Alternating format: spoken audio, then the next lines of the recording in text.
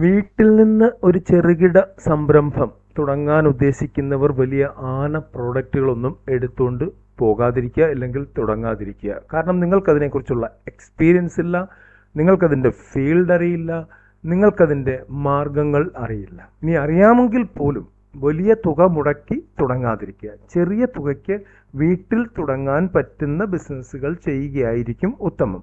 നമ്മളുടെ വീഡിയോകളിൽ നമ്മൾ അത് മാത്രമാണ് പറയുന്നത്. ഒരു ഹൈ ക്ലാസ് ഇക്കണോമി ആളുകൾക്ക് വേണ്ടിയല്ല ഈ വീഡിയോകൾ ചെയ്യുന്നത്. ലോ ക്ലാസ് ഇക്കണോമി ആളുകൾക്ക് വേണ്ടിയാണ്. ഓൾറെഡി നിങ്ങൾ ജോലി ചെയ്യുകയാണ്, അല്ലെങ്കിൽ പഠനം കഴിഞ്ഞു, അങ്ങനെയുള്ളവർക്ക് ചെറിയ രീതിയിൽ തുടങ്ങി ഇനി അഥവാ നിങ്ങൾക്ക് അത് മുമ്പോട്ട് കൊണ്ടുപോകാൻ കഴിഞ്ഞില്ലെങ്കിൽ പോലും വലിയ നഷ്ടങ്ങൾ വരാതെ, കീശ കീറാതെ ഇരിക്കുന്ന ചെറിയ കാര്യങ്ങളാണ് ഇവിടെ പറയാറുള്ളത്. ഇന്നും അതുതന്നെയാണ് പറയുന്നത്. ചെറിയൊരു ബിസിനസ്. പക്ഷെ ഈ ബിസിനസ്സൊക്കെ പറയുമ്പോൾ ഇത് ചെയ്യാൻ നമ്മളുടെ ഉള്ളിലെ ലജ്ജ നമ്മളെ അനുവദിക്കില്ല. അങ്ങനെയുള്ളവർ ബിസിനസ് ചെയ്യാതിരിക്കുക, വീഡിയോ കാണാതിരിക്കുക, ഇവിടെ വെച്ച് സ്കിപ്പ് ചെയ്ത് പോവുക. ചെറുകിട ബിസിനസ്സുകളെ കുറിച്ചുള്ള വീഡിയോകളാണ് നമ്മൾ ചെയ്യാറുള്ളത്. ഇന്നും അതുതന്നെയാണ്. നിങ്ങൾക്ക് ഈ വീഡിയോ ഇഷ്ടപ്പെട്ടാൽ ലൈക്ക് ചെയ്യാൻ മറക്കരുത്, കമൻറ്റ് ചെയ്യാൻ മറക്കരുത്, ഷെയർ ചെയ്യാൻ മറക്കരുത്. ഇന്ന് വളരെ ചെറിയ ഒരു പ്രോഡക്റ്റാണ് പറയുന്നത്. ഓൾറെഡി നമ്മൾ നേരത്തെയും പറഞ്ഞിട്ടുണ്ട്. പക്ഷേ കഴിഞ്ഞ ദിവസം കുറച്ചധികം പേര് ഇത്തരത്തിലുള്ള ഒരു ബിസിനസ്സിനെ കുറിച്ച് പറയാമോ എന്ന് ചോദിച്ചതുകൊണ്ട് വീണ്ടും നമ്മൾ അത് ഷെയർ ചെയ്യുകയാണ്. ഇന്ന് ഇവിടെ പറയാൻ പോകുന്നത് അവലോസ് ഉണ്ടയാണ്. എല്ലാവർക്കും അറിയാവുന്ന പ്രോഡക്റ്റാണ്, എല്ലാവരും വാങ്ങി കഴിച്ചിട്ടുള്ള പ്രോഡക്റ്റാണ്. എന്നാൽ 99% ആളുകളും ട്രൈ ചെയ്യാത്ത ഒരു പ്രോഡക്റ്റാണ്. എങ്ങനെയാണ് അത് ഉണ്ടാക്കുന്നത് എന്ന് നമുക്ക് നോക്കാം. ഞങ്ങളുടെ നാട്ടിൻപുറത്തുള്ള ഒരു രീതിയാണ് പറയുന്നത്. നിങ്ങൾക്ക് നിങ്ങളുടെ നാട്ടിൻപുറത്ത് ലോക്കലായിട്ട് വ്യത്യാസങ്ങൾ ഉണ്ടായിരിക്കാം.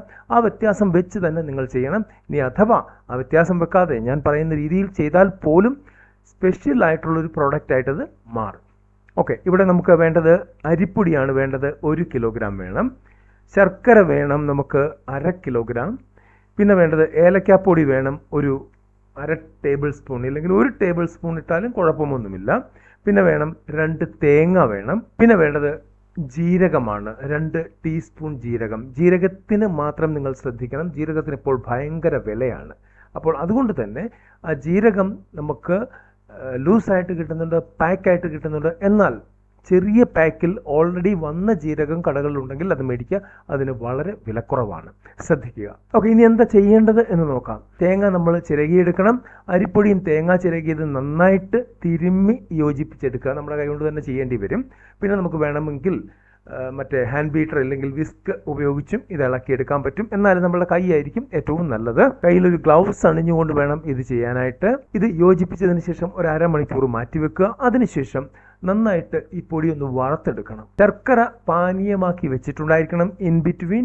അതിലേക്ക് ഏലക്കാപ്പൊടിയും ജീരകപ്പൊടിയും ചേർത്ത് നന്നായിട്ട് ഇളക്കി വെച്ചിരിക്കണം. നമുക്ക് ആ ഒരു സ്മെല്ലൊക്കെ ആ സമയത്ത് കിട്ടും. ഈ പാനീയത്തിലേക്ക് ഈ അവലോസ് പൊടി വറുത്തത് ചേർത്ത് നന്നായിട്ട് ഇളക്കി മിക്സ് ചെയ്ത് ചെറു ചൂടോട് കൂടി ഉരുളകളാക്കിയെടുക്കണം. ഇത്രയേ ഉള്ളൂ പരിപാടി. ഈ ഉരുളകൾ അപ്പോൾ സോഫ്റ്റ് ആണെങ്കിൽ പോലും കുറച്ച് കഴിയുമ്പോൾ അതിൻ്റെ ജലാംശം, ഈർപ്പം കുറയുമ്പോൾ അല്പം കട്ടിയാകും. എന്നാൽ ഇത് കടിക്കുന്നവൻ്റെ പല്ല് പോകുന്ന രീതിയിലുള്ള അവലോസുണ്ട ആകാതിരിക്കാൻ ശ്രദ്ധിക്കുക.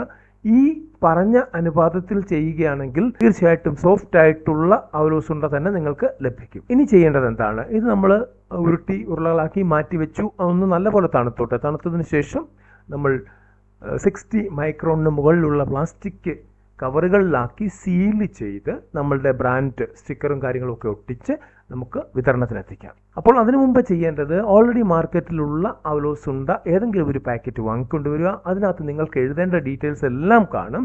ആ ഡീറ്റെയിൽസ് നിങ്ങളുമായിട്ട് തട്ടിച്ച് നിങ്ങളുടെ ഡീറ്റെയിൽസ് എഴുതി വെക്കുക.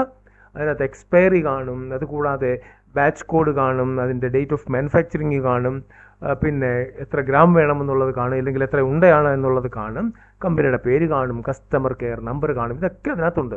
അത് നമ്മളുടേതായിട്ട് മാറ്റി എഴുതിയാൽ മാത്രം മതിയാകും. പിന്നെ അവിടെ ഒരു കാര്യം കൂടെ കാണും, FSSAI number, food safety number കാണും. ഇതിന് നമ്മൾ ഫുഡ് സേഫ്റ്റി നമ്പർ എടുക്കണം. 1 വർഷത്തേക്ക് 100 രൂപ കൊടുക്കുകയാണെങ്കിൽ രജിസ്ട്രേഷൻ നമുക്ക് കിട്ടും. എന്നാൽ നമുക്ക് ലൈസൻസായിട്ട് വേണമെങ്കിൽ കൂടുതൽ തുക മുടക്കേണ്ടതായിട്ട് വരും. തൽക്കാലം നിങ്ങൾ 100 രൂപ കൊടുത്ത് അക്ഷയയിൽ പോയി അവിടെ നമുക്ക് ഇതിൻ്റെ രജിസ്ട്രേഷൻ എടുക്കാവുന്നതാണ്. ഈ 100 രൂപ ഫീസാണ്. ബാക്കി അക്ഷയയുടെ തുകയും കാര്യങ്ങളുമൊക്കെ വരും. ഏകദേശം 1 മാസത്തിനുള്ളിൽ നിങ്ങൾക്കിത് ലഭിക്കുകയുള്ളൂ. അതെടുക്കാതെ, അത് ചെയ്യാതെ, അതിൻ്റെ നമ്പർ ഈ പാക്കറ്റിൽ എഴുതാതെ ആഹാര സാധനങ്ങൾ ഒന്നും തന്നെ ഉണ്ടാക്കി പാക്ക് ചെയ്ത് വിൽക്കുവാൻ പാടില്ല. അത് ക്രിമിനൽ കുറ്റമാണ്. അടുത്തൊരു വീഡിയോയിൽ കാണുന്നവരെ നന്ദി, നമസ്കാരം.